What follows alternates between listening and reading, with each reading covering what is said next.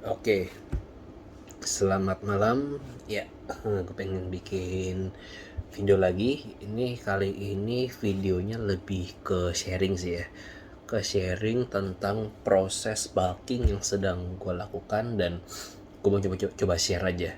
Intinya ini adalah tips bulking. Oke. Nah, jadi bulking itu sebenarnya adalah proses kita menambah massa otot. Oke.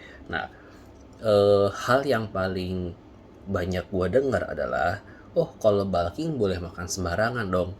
Tidak. Kalau bulking boleh makan banyak dong, sebanyak-banyaknya kalau perlu. Tidak. Oke. Nah, jadi bulking sendiri itu sebenarnya juga adalah proses yang terprogram ya. Jadi kalau dari latihan tentu aja lo udah harus pasti angkat beban. Kalau lo bulking nggak angkat beban, yang naik tuh lemak. Sedangkan kalau lemak badan kita naik, itu resiko penyakit kan juga naik juga kan. Nah, lo harus mulai dengan angkat beban. Oke. Nah, kalau menurut gua, ini yang gua aplikasikan ke diri gua ya. Jadi pada saat gue masuk ke program bulking itu gue nggak langsung nambahin makanan gue, jumlah makanan gue. Oke. Nah, di sini maksudnya adalah yang gue ukur sih kalau sampai saat ini ya, asupan karbohidrat. Nah, yang paling besar itu kan dari nasi. Jadi gue biasanya ukur nasinya doang. Kalau yang lainnya sih gue sih nggak gitu atur. Yang penting cukup protein, buah-buahan masuk, sayur masuk, nah karbohidrat dalam bentuk nasi masuk. Oke. Nah, biasanya sih kalau dulu gue gini, eh, masuk ke fase bulking, gue akan start dengan nasi 150 gram per makan. Oke. Nah, habis itu kalau misalnya dalam seminggu atau 2 minggu tidak ada perubahan dari berat badan, ya gue akan nambahin lagi. Nah, akhirnya waktu itu gue tambahin lagi jadi 170 gram nasi putih. Jadi gue eh, ngukurnya yang jadi parameter gue cuma satu, si nasi putih doang. Yang lainnya sih gue nggak gitu atur lah, selama apa tuh namanya, berat badan gue terkontrol sih nggak apa. Jadi waktu itu gue pernah makan di 160, itu pun juga nggak naik berat gue. Akhirnya gue naikin lagi ke 150, sorry, 150, 160, 170 per 10 gram lah. Pada akhirnya gue tuh bener-bener bisa berat gue naik itu saat sudah mencapai 190. Itu pun cuman dari 63,5 ke 64 kilogram ya berat badan gue. Nah, terus abis itu gimana? Ya udah, akhirnya sekarang gue mencapai keadaan dimana 65 kilogram. Tetapi asupan gue untuk nasi putih itu 200 gram. Oke, per makan. Nah, biasanya sih gue makan nasi putih sih cuma 2 kali sih. Jadi makan siang dan makan malam. Kalau makan pagi biasanya sih lebih ke ya kadang oatmeal, kadang roti. Nah, ini juga bisa dijadiin ini juga ya acuan ya. Sebenarnya semua makanan bisa dijadiin acuan sih. Tapi kalau gue sih lebih prioritaskan supaya nggak kebanyakan ngitung-ngitungnya. Gue lebih prioritaskan ngitung dari nasinya doang. Oke. Sekali lagi gue tekankan ya, nasi tidak jahat, nasi tidak berbahaya. Tapi di program gua yang gua lakukan ini memang hanya nasi putih yang gua hitung. Ke yang lainnya gua nggak hitung. Oke.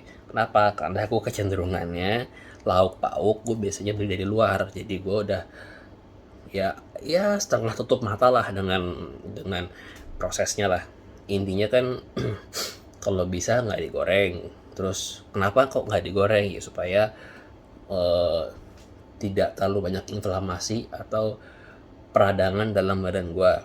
Nah, terus habis itu apalagi, ya kalau bisa tinggi protein, contohnya apa, ya daging sapi, ayam gitu gitulah ya, ikan itu gitu. Nah, terus apalagi, intinya sih jangan terlalu pusing sama proses bulking. lu makan makanan yang bergizi, ada protein, ada karbo, ada mineral, vitamin, lemak, serat, itu udah cukup. Ya memang harus seperti itu makanan manusia, mau bulking, mau cutting, mau nggak nge-gym, whatever, lu harus penuhi kebutuhan gizi lu. Nah, balik lagi ke bulking. Jadi lu atur makanan lu atur latihan lu, terus nanti kita lihat gimana keadaan per minggunya. Nah, kalau per minggunya nggak ada perubahan signifikan dari berat badan, ya tambahin lagi makanannya, terserah apa yang mau ditambahin. Bisa jumlah nasi, bisa jumlah daging, bisa jumlah buah-buahan, terserah. Kalau di gua nasi putih dan apa namanya, kalau roti pun juga gua lihat, misalnya kalau gua makan dalam pekan ini misalnya 160 gram nasi dan 2 lembar roti, gimana efeknya? Kok ternyata efeknya nggak gitu parah, nggak ada penambahan malah. Ya udah, tambahin lagi aja minggu depannya jadi 3 lembar roti, nasinya gua tambahin. Jadi memang untuk tracking, kalau yang malas ngitung-ngitung detail sampai protein, sampai lemak, sampai segalanya, makanlah semirip-miripnya setiap hari, semirip-miripnya. Jadi Anda bisa lihat tracking dari makan Anda tuh gampang gitu loh. Nah, ya semoga ini bisa dipahami ya, karena gue juga belajar ini juga udah bertahun-tahun sih. Jadi memang nggak gampang. Terus gimana tentang standar mengukur berat badan? Oke, kalau menurut gue adalah ukurlah dalam keadaan yang selalu sama. Yang paling ideal itu adalah di hari yang sama. Misalnya kalau gue di hari Senin, kapan? Setelah bangun tidur pagi, terus setelah gue buang air, sebelum kemasukan apa-apa, air putih lah, susu lah, roti, sebelum semuanya, itu gue nimbang. Nah, di situ jadi patokan. Oke. Nah, itu biasanya sih gue kayak gitu. Nah, untuk latihannya gimana? Ya latihan sih kalau menurut gue ya harus progressive overload, mau nggak mau. Itu memang proses latihan yang tepat. Jadi latihan rutin, makan di track, gimana asupannya. Nah, biasanya kalau gue sendiri bulking itu tanda kutip ya berhasil apa enggak, itu biasanya gue pakai selain berat badan, lingkar pinggang. Ya paling gampang gimana, celana. Jadi ya ukuran celana lu, kalau celana gua ukuran yang biasanya masih muat-muat aja, longgar-longgar aja, tapi berat gua naik, ya ada kemungkinan ototnya yang naik. Dan sampai saat ini gue bersyukurnya adalah karena gue masih muat semua walaupun ada peningkatan berat badan. Bahkan biasanya gini, saat gue 65 kilo ada celana yang udah gak muat. Nah sekarang gue 65 kilo celana itu muat. Nah berarti kan lingkar pinggang gue tidak naik secara signifikan kan, masih muat kok. Nah ya berarti ya mungkin ada otot yang naik juga gitu loh. Jadinya ya ini sharing gue ya, semoga apa yang gue bagikan ini bermanfaat. Nah untuk cutting gue belum coba untuk trial lagi, riset lagi. Ya sebenarnya sih ini bukan riset pertama kali tentang bulking gitu, tapi biasanya gue akuin gagal.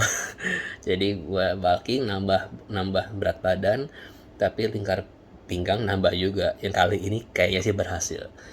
Ya ini gue hanya sharing, semoga bermanfaat bagi kita semua. Ya kalau ada yang mau nanya silahkan nanya di kolom komen. Kalau ada yang nggak jelas, gue minta maaf karena emang gue akuin kemampuan public speaking gue nggak bagus-bagus amat. Tapi semoga pesannya nyampe ya. Oke, terima kasih untuk segala perhatiannya. Selamat malam, sehat selalu.